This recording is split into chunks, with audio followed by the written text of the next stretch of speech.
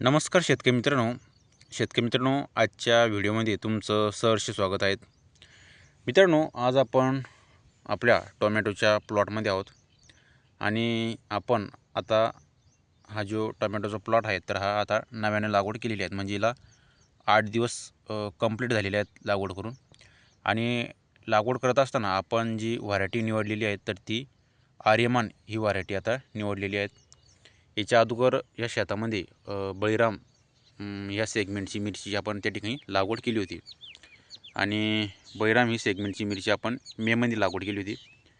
त्याच्यानंतर आपलं आता मिरची उपटून हे टोमॅटोची आपण त्या ठिकाणी लागवड केलेली आहे. तर आता 8 दिवस झाले असताना आता आपल्याला याला ड्रिचिंगसुद्धा करायची आहेत आणि फवारणीसुद्धा आता करायची आहेत. तर मित्रांनो, सुरुवातीलाच टोमॅटोच्या पिकाला ज्यावेळेस शिलगण्याची अवस्था असते, म्हणजे टोमॅटो पीक हे शिलगाच्या अवस्थेत असतं, तर त्याला सडनचा प्रॉब्लेम त्या ठिकाणी येत असतो. म्हणजे खोडाबशी सडन लागत असते या ठिकाणी. आणि ह्या ठिकाणी जर का सडन लागली तर आपलं त्या ठिकाणी रोपं हे सुकू लागतात किंवा वाळू लागतात. आणि दुसरं मेन कारण असू शकतं ते म्हणजे हुमणी अळीचं. हुमणी अळीसुद्धा खाली जमिनीमध्ये असते आणि जे आपल्या कवळ्या मुळा असतात तर त्या मुळ्या पूर्ण त्या ठिकाणी संपून टाकत असते आणि त्यामुळं सुद्धा टोमॅटोचं पीक हे पिवळं होऊन सुकत असतं. या 2 कारणांना टोमॅटोची कलमा ह्या सुरुवातीच्या अवस्थेमध्ये वाळू शकतात. तर यासाठी नियंत्रण करण्यासाठी आपल्याला सुरुवातीच्या अवस्थेमध्ये आपल्याला इलाइट याची सुद्धा आपण त्या ठिकाणी आळवणी करू शकतो किंवा फवारणीमधून आपण रोडोमिल गोल्ड हे सुद्धा त्या ठिकाणी फवारू शकतो. तर मित्रांनो, हे जर का दोन्ही आपण फवारणीमधून सुद्धा रोडोमिल गोल्ड फवारलं किंवा इलाइटची आपण आळवणी केली तर याचा आपल्याला जबरदस्त रिपोर्ट त्या ठिकाणी सडनला उबळला त्या ठिकाणी आपल्याला बघायला भेटतो सुरुवातीच्या अवस्थेमध्ये. दुसरं कारण म्हणजे जर का आपल्या टोमॅटोच्या पिकाला हुमणी अळीचा प्रादुर्भाव झाला असेल तर त्या ठिकाणी आपण डेंटासू हिची सुद्धा त्या ठिकाणी ड्रिचिंग करू शकतो. तर अशा पद्धतीने आपला टोमॅटोचा प्लॉट आहे. तर आता सुरुवातीच्या अवस्थेमध्ये टोमॅटो पिकाची चांगला फुटवा निघण्यासाठी किंवा पांढऱ्या मुळीची संख्या वाढवण्यासाठी आपण एक ड्रिचिंग करणं महत्त्वाचे. त्यामध्ये आपण ह्युमिक ॲसिड घेऊ शकतो आणि त्यासोबत 19-19 किंवा 20-20 हे विद्राव्य खत त्या ठिकाणी आपण एका एकरासाठी 2 किलो घेऊ शकतो. याची आपल्याला चार्जिंगच्या हात टाकी पंपांना डायरेक्ट आळवणी त्या ठिकाणी करायची आहेत. याचा आपल्याला जबरदस्त रिपोर्ट त्या ठिकाणी बघायला मिळणार आहेत.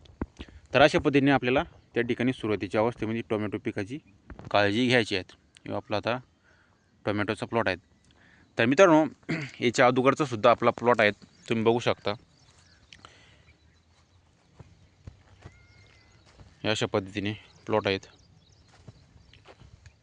आणि आपण इकडं सुद्धा आता नव्यानं लागवड केलेली आहे अशा पद्धतीने. आणि हा जो प्लॉट आहे तर हा मेमध्ये आपण याची लागवड केली होती. तर आता मेमध्ये लागवड करत असताना आपल्याला खूप सारा प्रॉब्लेम या प्लॉटला आलेला आहे. पाण्याची टंचाई, त्याच्यानंतर मधात पाणी सुरू झालं होतं, पुन्हा याच्यावरती बुरशीजन्य रोगाचा प्रादुर्भाव झाला होता. तर अशा पद्धतीनं हा सुद्धा आपला टोमॅटोचा प्लॉट आहे. मित्रांनो, आता जे दर आहेत तर ते दर बरेचसे कमी झालेले आहेत. त्याच्यामुळं शेतकरी बांधवांना टोमॅटो पिकावरील जो खर्च आहे तर तो खर्च करण्यासाठी सुद्धा म्हणजे शक्य होत नाहीत, म्हणजे टोमॅटोचा दर कमी झाल्यामुळं. तर हे सुद्धा तुम्ही प्लॉट बघू शकता. आपला अशा पद्धतीने प्लॉट आहेत. याचे बरेचसे तोडे आपण तोडलेले आहेत. बराचसा माल मार्केटला गेला आहेत. 400-500 रुपयापासून 300, 200, 150, 100 रुपये कॅरेट लोक आपण याचा माल विकला आहेत.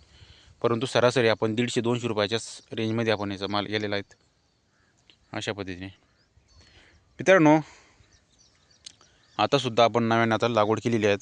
हे जुना प्लॉट होता आपला आणि अजून बऱ्यापैकी माल आपल्या टोमॅटोच्या प्लॉटमध्ये अजून ऑलरेडी अवेलेबल आहेत. तुम्ही बघू शकता अशा पद्धतीने.